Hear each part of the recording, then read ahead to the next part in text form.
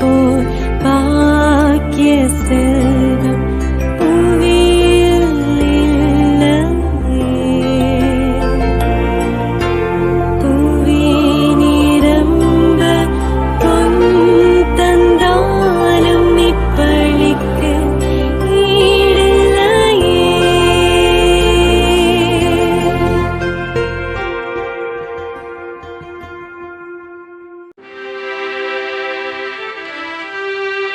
தந்தை மகன் தூயாவியாரின் பெயராலே ஆமென். நம் ஆண்டவராக இயேசு கிறிஸ்துவின் அருளும் கடவுளின் அன்பும் தூயாவியாரின் நட்புறவும் உங்கள் அனைவரோடும் இருப்பதாக. உமான்மாவோடும் இருப்பதாக. இயேசுவில் மிகவும் பிரியமான சகோதர சகோதரிகளே, இன்று தாயாம் திரு அவை புனித போனிபாஸ் அவருடைய நினைவை கொண்டாடுகிறது.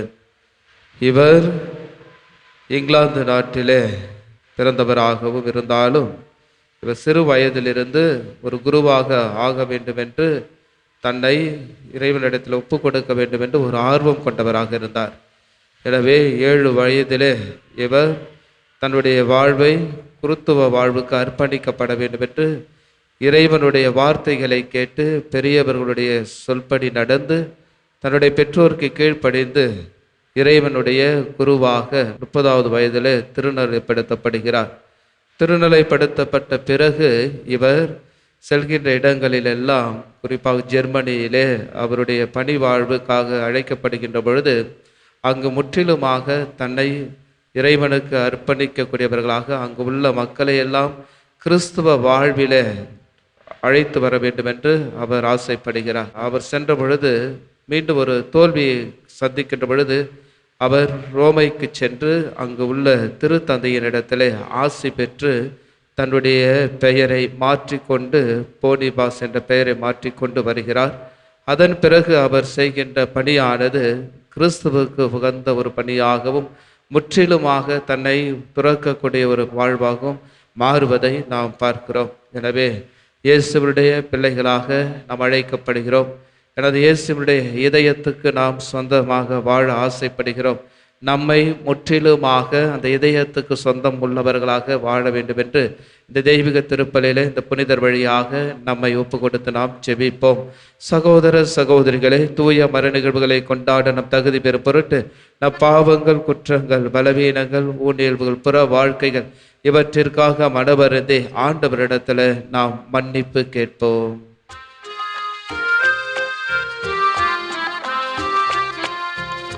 இரக்கத்தின் ஆண்டவரே, என் மீது இரக்கம் வையும். இரக்கத்தின் ஆண்டவரே, என் மீது இரக்கம் வையும். எனக்காய் பாடுகள் ஏற்றவரே, எனக்காய் உயிரையும் தந்தவரே, இரக்கத்தின் ஆண்டவரே, என் மீது இரக்கம் வையும்.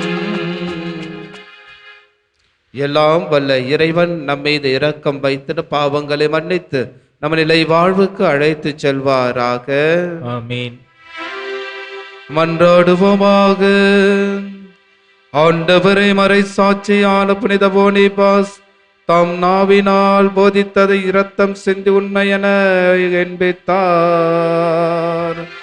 அவர் எங்களுக்காக பரிந்து பேசுவதால் நாங்கள் அதே நம்பிக்கையில் உறுதியாய் நின்று அதை செயலில் வெளிப்படுத்துவோமாக. உம்மோடும் தூய ஆவியாரின் ஒன்றிப்பில் இறைவனாய் என்று வாழ்ந்து ஆட்சி செய்கின்ற உம்மை மன்றாடுகின்றோம்.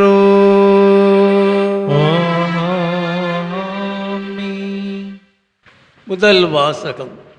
திருத்தூதர் பவுல் தீமோத்தேயுவுக்கு எழுதிய 2ஆம் திருமுகத்திலிருந்து வாசகம்.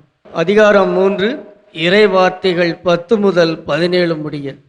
அன்புக்குரியவரே, என் போதனை, நடத்தை, நோக்கம், நம்பிக்கை, பொறுமை, அன்பு, மன உறுதி ஆகியவற்றை பின்பற்றி வந்திருக்கிறாய். அந்தியோக்கியாவிலும் இக்கோனியாவிலும் லிஸ்திரியாவிலும் எனக்கு நேரிட்ட இன்னல்களும் துன்பங்களும் உனக்கு தெரியும். இத்தகைய இன்னல்களை பொறுத்து கொண்டேன். இவை அனைத்திலிருந்தும் ஆண்டவர் என்னை விடுவித்தார். கிறிஸ்து இயேசுவிடம் இணைந்து இறைப்பற்றுடன் வாழ விரும்புவோர் அனைவரும் இன்னலுறுவர்.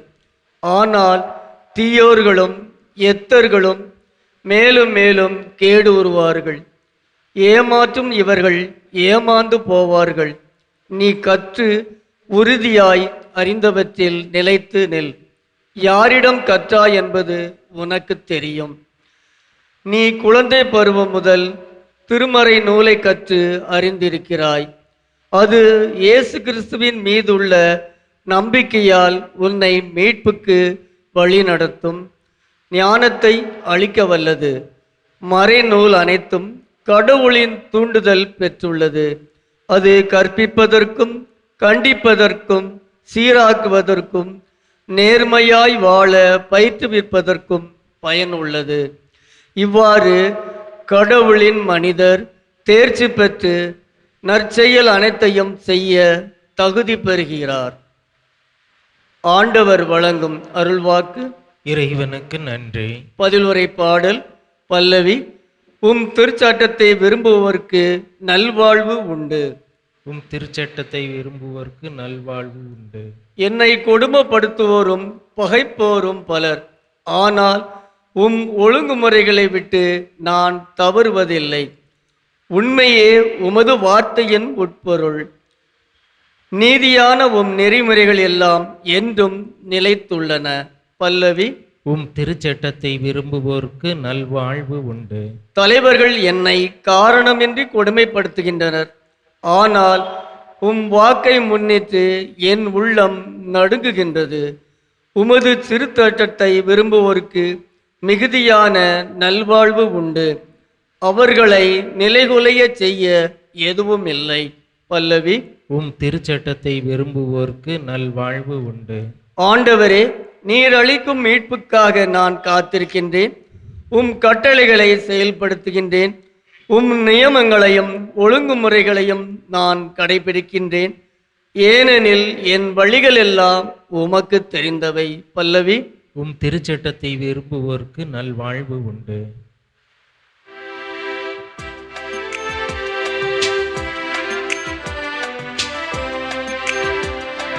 அல்லேலூயா அல்லேலூயா அல்லேலூயா அல்லேலூயா. என் மீது அன்பு கொண்டுள்ளவர் நான் சொல்வதை கடைபிடிப்பார். என் தந்தையும் அவர் மீது அன்பு கொள்வார். நாங்கள் அவரிடம் வந்து அவருடன் குடிகொள்வோம் என்கிறார் ஆண்டவர். அல்லேலூயா அல்லேலூயா. ஆண்டவர் உங்களோடு இருப்பாராக. உம் ஆன்மாவோடும் இருப்பாராக. மார்க்கெழுதிய தூய நற்செய்தியிலிருந்து வாசகம். ஆண்டவரே மாட்சி உமக்கே.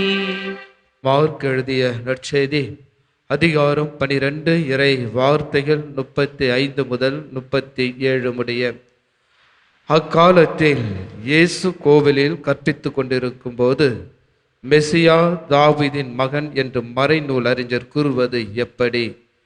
தூய ஆவியின் தூண்டுதலால் ஆண்டவர் என் தலைவரிடம், நான் உம் பகைவரை உமக்கு அடிப்பணிய வைக்கும் வரை நீர் என் வலப்பக்கத்தில் வீற்றிரும் என்று உரைத்தார் என தாவீதே கூறியுள்ளார் அல்லவா?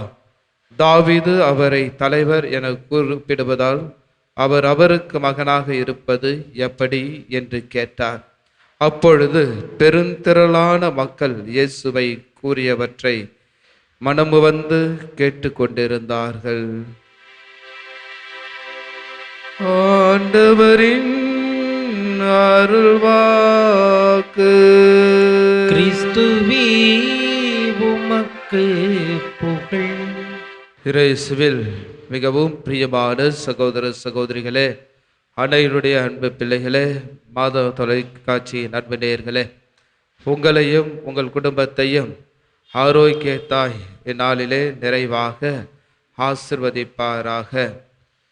இன்றைய இறைவனுடைய வார்த்தைகளை நாம் சிந்திக்கின்ற பொழுது மெசியா தாவீதின் மகன் என்ற ஒரு செய்தியை நமக்கு கொடுக்கிறார்.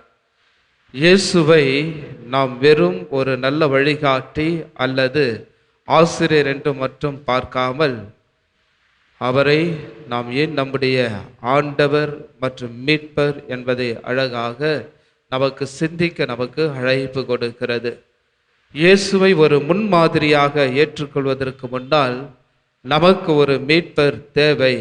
ஏன்னா நாம் எல்லாரும் பாவம் செய்கின்ற மனிதர்களாக நாம் இருக்கிறோம் என்பதை எடுத்துரைக்கிறது.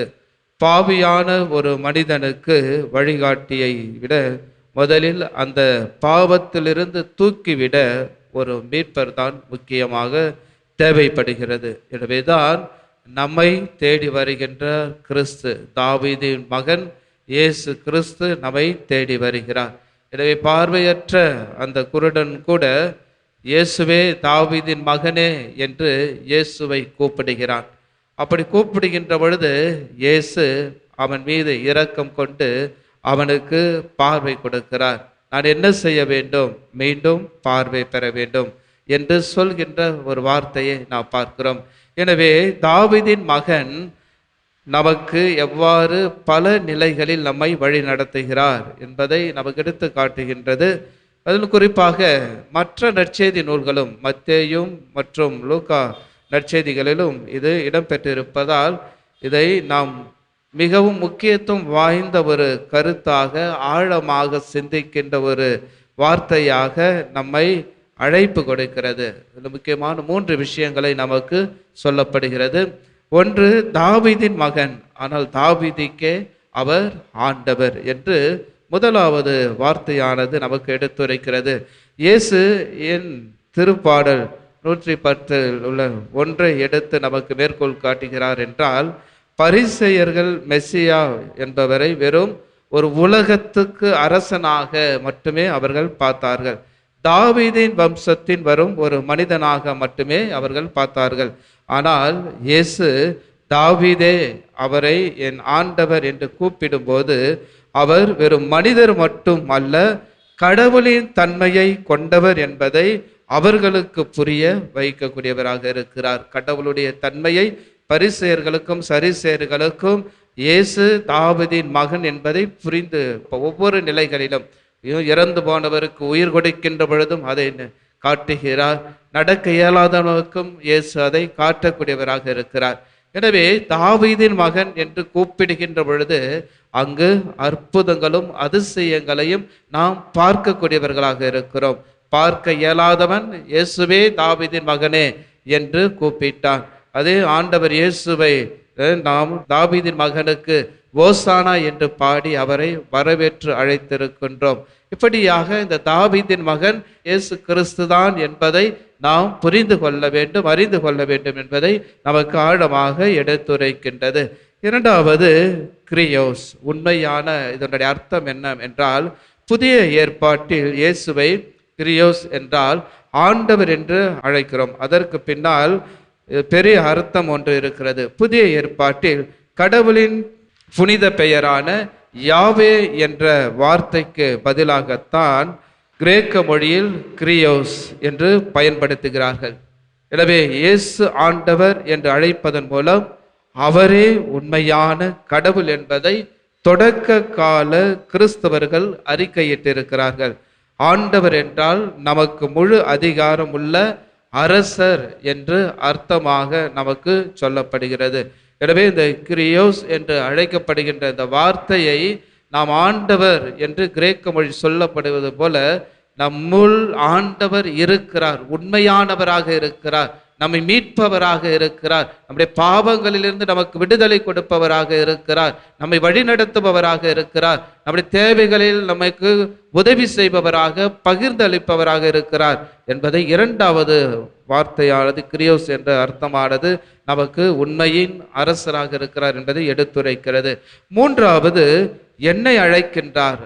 ஆனால் நாம் கடவுள் அழைக்கின்ற பொழுது நாம் ஆம் என்று சொல்கின்றோமா, அது இல்லை என்று சொல்லக்கூடியவர்களாக இருக்கிறோமா?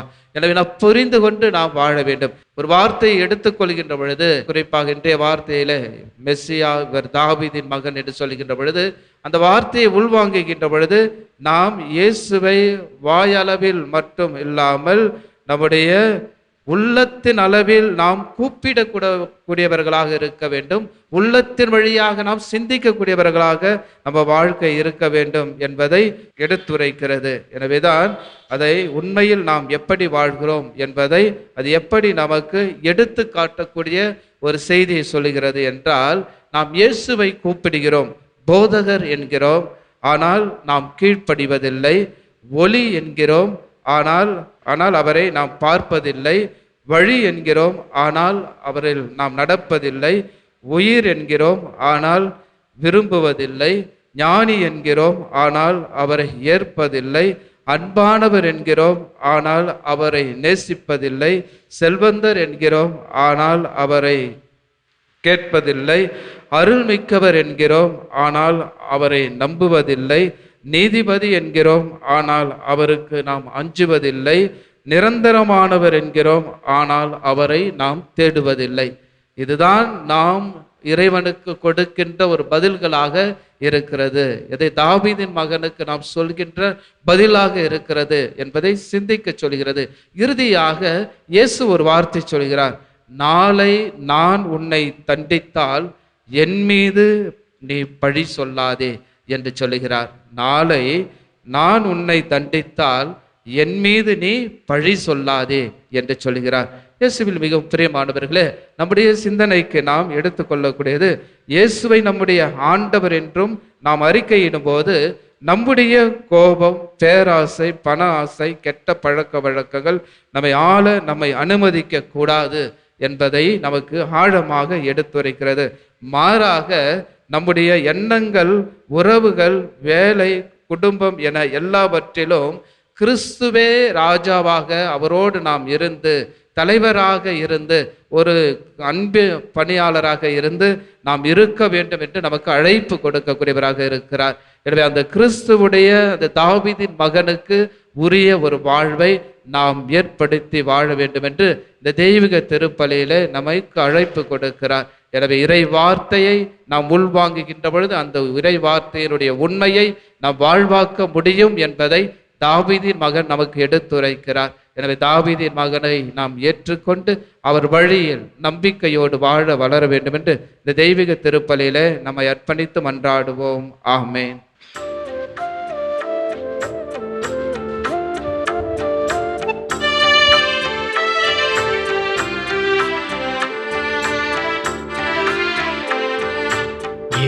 எல்லாம் உமக்காக இயேசுவின் திவ்ய இருதயமே, எல்லாம் உமக்காக எந்தன் சிந்தனை சொல்லனைத்தும், எந்தன் செயல்கள் ஒவ்வொன்றும், எந்தன் சிந்தனை சொல்லனைத்தும், எந்தன் செயல்கள் ஒவ்வொன்றும், இந்தன் உடல் பொருளாவி முற்றும், இந்தன் உடல் பொருளாவி முற்றும், உன் புகழ் அதிமிக மகிமைக்கே, எல்லாம் உமக்காக. சகோதர சகோதரிகளே, என்னுடையது உங்களுடையதுமான இப்பலி எல்லாம் வல்ல தந்தையாக இறைவனுக்கு ஏற்றதாகபடி மன்றாடுங்கள். ஆண்டவர் தமது பெயரின் புகழ்ச்சிக்காகவும் ஆட்சிக்காகவும் நமது நன்மைக்காகவும் புனித திரவி அனைத்து நலனுக்காகவும் உமது கையில் இருந்து இப்பலியை ஏற்றுக்கொள்வாராக. ஆண்டவரே, உமது பரிவிரக்கத்தில் நம்பிக்கை கொண்டு காணிக்கைகளுடன் வணக்கத்துக்குரிய பீடத்துக்கு நாங்கள் கூடி வருகின்றோம். அதனால் எங்களை உமது அருளால் தூய்மைப்படுத்தி நாங்கள் கொண்டாடியும் மறு நிகழ்வுகளால் எங்களை புனிதப்படுத்துவீராக. எங்கள் ஆண்டவராகிய கிறிஸ்து வழியாக உம்மை மன்றாடுகின்றோம். ஆமென். ஆண்டவர் உங்களோடு இருப்பாராக. உம் ஆன்மாவோடும் இருப்பாராக. இதயங்களை மேலே எழுப்புங்கள். ஆண்டவரிடம் எழுப்பியுள்ளோம். நம் இறைவனாகிய ஆண்டவருக்கு நன்றி கூறுவோம். அது தகுதியும் நீதியுமானதே. ஆண்டவரே, தூயவரான தந்தையே, என்றுமுள்ள எல்லாம் வல்ல இறைவா, என்னாலும் எவ்விடத்திலும் நாங்கள் உமக்கு நன்றி செலுத்துவது மெய்யாகவே தகுதியும் நீதியும் ஆகும், எங்கள் கடமையும் மீட்புக்குரிய செயலும் ஆகும். உமது நன்மை மிகுதியால் எங்கள் ஆண்டவராகிய கிறிஸ்து வழியாக நீர் மனிதராகி எங்களை படைத்தீர். நாங்கள் நீதியின்படி தண்டனைக்குரியவராயினும் உமது இரக்க மிகுதியினால் எங்களை மீட்டருளினீர். அவர் வழியாகவே உமது மாண்பை வானதூதர் புகழ்கின்றனர். தலைமை தாங்குவோர் உம்மை வழிபடுகின்றனர். அதிகாரம் செலுத்துவோரும் திருமுன் நடுங்குகின்றனர். வானங்களும் அவற்றில் உள்ள ஆற்றல்களும் செராமீன்களும் ஒன்று கூடி அக்களித்து கொண்டாடுகின்றனர். அவர்களோடு எங்கள் குரலையும் சேர்த்து கொள்ளுமாறு நாங்கள் உம்மை தாழ்மையுடன் இறைஞ்சி புகழ்ந்து ஒரே குடும்பமாய் சொல்வதாவது: தூயவர் தூயவர் தூயவர், வான்படைகளின் கடவுளாம் ஆண்டவர். விண்ணகமும் மண்ணகமும் மது ஆட்சியால் நிறைந்துள்ளன. உன்னதங்களிலே ஓசன்னா. ஆண்டவர் பேரால் வருகிறவர் ஆசி பெற்றவர். உன்னதங்களிலே ஓசன்னா. ஆண்டவரே, நீர் மெய்யாகவே தூயவர், தூய்மை அனைத்துக்கும் ஊற்று. ஆகவே உம்முடைய ஆவியை பொழிந்து காணிக்கைகளை தூய்மைப்படுத்த உம்மை வேண்டுகின்றோம். இவ்வாறு எங்கள் ஆண்டவர் இயேசு கிறிஸ்துவின் உடலும் இரத்தமுமாக எங்களுக்கு இவை மாறுவனவாக. அவர் பாடுபட உளம் கனிந்து தம்மை கையளித்த போது அப்பத்தை எடுத்து நன்றி செலுத்தி அதை பிட்டு தம் சீடர்களுக்கு அளித்து கூறியதாவது: அனைவரும் இதிலிருந்து பெற்று உண்ணுங்கள், ஏனெனில் இது உங்களுக்காக கையளிக்கப்படும் என் உடல்.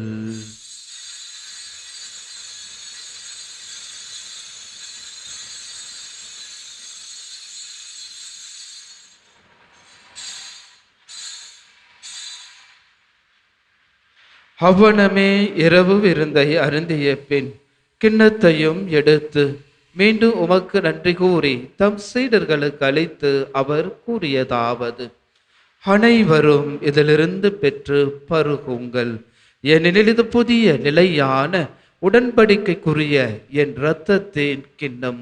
இது பாவ மன்னிப்புக்கென்று உங்களுக்காகவும் பலருக்காகவும் சிந்தப்படும். இதை என் நினைவாக செய்யுங்கள்.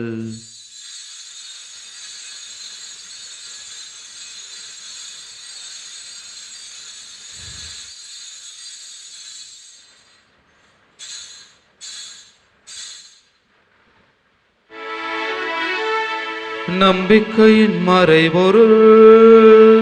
ஆண்டவரே, நீர் வருமளவும் உமது இறப்பினை அறிக்கையிடுகின்றோ, உமது உயிர்ப்பினையும் எடுத்துரைக்கின்றோ. ஆகவே ஆண்டவரே, நாங்கள் கிறிஸ்துவின் இறப்பினை உயிர்ப்பினை நினைவு கூர்ந்து வாழ்வு தரும் அப்பத்தையும் மீட்பளிக்கும் கிண்ணத்தை உமக்கு ஒப்புக் கொடுக்கின்றோம். திருமண நமக்கூழியும் புரிய தகுந்தவர்கள் ஏற்றுக்கொண்டீர். எனவே உமக்கு நன்றி செலுத்துகின்றோம். மேலும் கிறிஸ்துவின் உடலிலும் இரத்தத்திலும் பங்கு கொள்ளும் எங்களை தூய ஆவியார் ஒன்று சேர்க்க வேண்டும் என உம்மை தாழ்மையுடன் மன்றாடுகின்றோம்.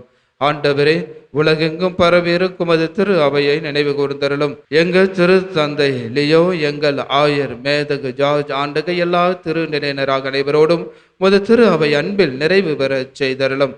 ஆண்டவரே, தெய்வீக திருப்பலியிலே ஒப்பு கொடுத்து ஜெபிக்கின்ற அனைத்து கருத்துக்களையும் கொண்டாட்டுகள் விண்ணப்பங்களையும் அது நாமத்தினால் கூடி ஜெபித்து கொண்டு இருக்கின்ற அடியார்களையும் மாதா தொலைக்காட்சி அன்பு நேயர்களையும் மாதா தொலைக்காட்சியை பார்த்து ஜெபித்து கொண்டிருக்கின்ற ஒவ்வொரு உள்ளங்களையும் உடல் நல மற்றோர் மீதும் நல்ல உடல சுகத்தையும், பல்வேறு தேவைகளில் ஜெபிக்கின்றவர்களுக்கு ஆரோக்கியத்தாய் நல்ல ஆசீர்வாதங்கள், நல்ல உடல சுகத்தையும் தேவைகளையும் மன்றாட்டுகளையும் கொடுக்க வேண்டுமாய் நாம் மன்றாடுவோம்.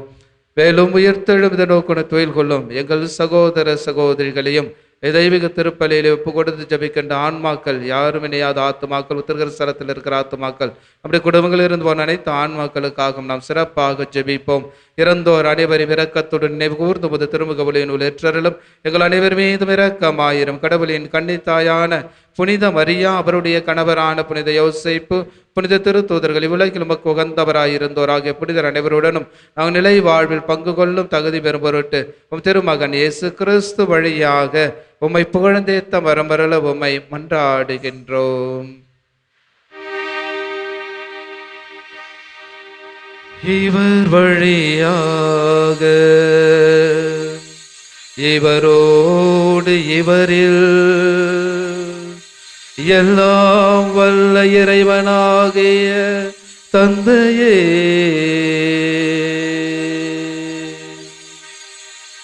தூய ஆவியாரின் ஒன்றிப்பு எல்லா புகழும் மாட்சியும் என்றென்றோ உமக்கு உரியதே. ஆமென், ஆமென், ஆமென். மீட்பரின் கட்டளையால் கற்பிக்கப்பட்டு இறை படிப்பினையால் பயிற்சி பெற்ற நாம் துணிந்து சொல்லுவோம். விண்ணுலகில் இருக்கின்ற எங்கள் தந்தையே, உமது பெயர் தூயது என போற்ற பெறுக. உமது ஆட்சி வருக. உமது திருவுளம் விண்ணுலகில் நிறைவேறுவது போல மண்ணுலகிலும் நிறைவேறுக. எங்கள் அன்றாட உணவை இன்று எங்களுக்கு தாரும். எங்களுக்கு எதிராக குற்றம் செய்வோரை நாங்கள் மன்னிப்பது போல எங்கள் குற்றங்களை மன்னியும். எங்களை சோதனைக்கு உட்படுத்தாதேயும், தீமையிலிருந்து எங்களை விடுவித்தருளும். ஆண்டவரே, தீமை அனைத்திலுமிருந்து எங்களை விடுவித்து எங்கள் வாழ்நாளில் அமைதியை கனிவுடன் அருள உம்மை மன்றாடுகின்றோம். உமது இரக்கத்தின் உதவியால் நாங்கள் பாவத்திலிருந்து எப்பொழுது விடுதலை பெற்று யாதொரு கலக்கமும் இன்றி நலமாய் இருப்போமாக. நாங்கள் இது நோக்கி இருக்கும் பேரின்பத்துக்காகவும் மீட்பராக இயேசு கிறிஸ்துவின் வருகைக்காகவும் காத்திருக்கின்றோம். ஏனெனில் ஆட்சியும் வல்லமையும் ஆட்சியும் என்றென்றும் உமதே. ஆண்டவரே இயேசு கிறிஸ்துவே, அமைதியை உங்களுக்கு விட்டுச் செல்கிறேன், என் அமைதியை உங்களுக்கு அளிக்கிறேன் திருத்தூதர்களுக்கு மொழிந்தீரே. எங்கள் பாவங்களை பராமல் முது திரு அவையின் நம்பிக்கையை கண்ணோக்கி முழுது திருவுளத்துக்கேற்பதற்கு அமைதியும் ஒற்றுமையும் அளித்தருள திருவுளம் கொள்வீராக. என்றென்று வாழ்ந்து ஆட்சி செய்கின்றவர் நீரே. ஆமென். ஆண்டவருடைய அமைதி உங்கள் அனைவரோடு என்றும் இருப்பதாக. ஆன்மாவோடும் இருப்பதாக. நம் ஆண்டவர் இயேசு தருகின்ற அமைதியை ஒருவரோடு ஒருவர் மகிழ்ச்சியோடு பகிர்ந்து கொள்வோம். சமாதானம். உலகின் பாவங்களை போக்கும் இறைவனின் செம்மறியே, எங்கள் மேல் இரக்கமாயிரும். உலகின் பாவங்களை போக்கும் இறைவனின் செம்மறியே, எங்கள் மேல் இரக்கமாயிரும். உலகின் பாவங்களை போக்கும் இறைவனின் செம்மறியே, எங்களுக்கு அமைதியை அளித்தருளும். இதோ இறைவனின் செம்மறி, இந்த உலகின் பாவங்களை போக்குபவர். செம்மறின் விருந்து கழைக்கு பெற்ற நம் அனைவரும் பேறு பெற்றோர். ஆண்டவரே, நீர் என் இல்லத்தில் எழுந்தருள நான் தகுதியற்றவன். ஆனால் ஒரு வார்த்தை மட்டும் சொல்லியருளும், எனது ஆன்மா நலமடையும். வல்லமையுள்ள மன்றாட்டு. அருள் மழை பொழியும் ஆரோக்கிய தாயே, துன்பப்படுவோரின் துயர் துடைக்கும் தயமிகு தாயே, இதோ அசைக்க முடியாத உமது நம்பிக்கையுடன் உமது திருத்தலத்தில் குடியுள்ளோம். உமது வல்லமையுள்ள மன்றாட்டினால் எங்களை காத்தருளும். நாங்கள் எவ்வித தவறிலும் கேட்டிலும் விழாதபடி எங்களை கரம் பிடித்து வழிநடத்தும் தாயே, எல்லாவற்றைக்கும் மேலாக இறையேசுவையே அன்பு செய்யவும் அவருக்காகவே வாழவும் எங்களுக்கு துணை செய்வீராக. ஏழைகளையும் ஆதரவற்றவர்களையும் அன்புடன் அரவணைக்கும் அன்னையே, எங்கள் ஆண்டவர் இயேசு கிறிஸ்துவோடு ஒன்றித்திருக்கின்ற நீர் சக்திமிக்கவராயிருக்கின்றீர். அம்மா, நாங்கள் கேட்பதை தட்டாமல் தருகின்ற அன்பு தாயே, துன்பத் துயரங்களிலிருந்து எங்களை காப்பாற்றும். தீராத வியாதி வருத்தங்களிலிருந்து விடுவித்தருளும். வறுமையில் வாடும் எங்கள் வாழ்வை வளமாக்கும். அமைதின்றி அலையும் எங்களுக்கு ஆறுதல் தாரும். வாழ்வதற்கு அறியாத வருந்தும் எங்களுக்கு வாழ வழிகாட்டும். எங்கள் குடும்பங்களையும் தொழிலையும் ஆசீர்வதித்து பாதுகாத்து அருளும் தாயே. ஆமென். நன்றி கூறி மன்றாடுவோமாக. ஆண்டவரையும் திருமகனின் உடலையும் இரத்தத்தையும் விருந்தாக உட்கொள்ளும் எங்களை ஆவியார் வழிநடத்த உம்மை வேண்டுகின்றோம். அதனால் வார்த்தையாலும் நாவாலும் மட்டுமல்லாமல் செயலாலும் உண்மையாலும் நாங்கள் உம்மை அறிக்கையிட்டு விண்ணரசுக்கு வந்து சேர நாங்கள் தகுதி பெறுவோமாக. எங்கள் ஆண்டவராகிய கிறிஸ்து வழியாக உம்மை மன்றாடுகின்றோம். ஆண்டவர் உங்களோடு இருப்பாராக. உம்மான்மாவோடும் இருப்பாராக. எல்லாம் வல்ல இறைவன் தந்தை மகன் தூயாவியார் உங்கள் அனைவரையும் நிறைவாக ஆசிர்வதிப்பாராக.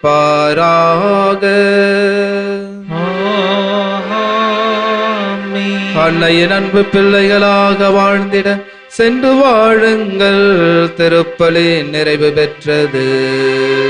இறைவனுக்கு நன்றி.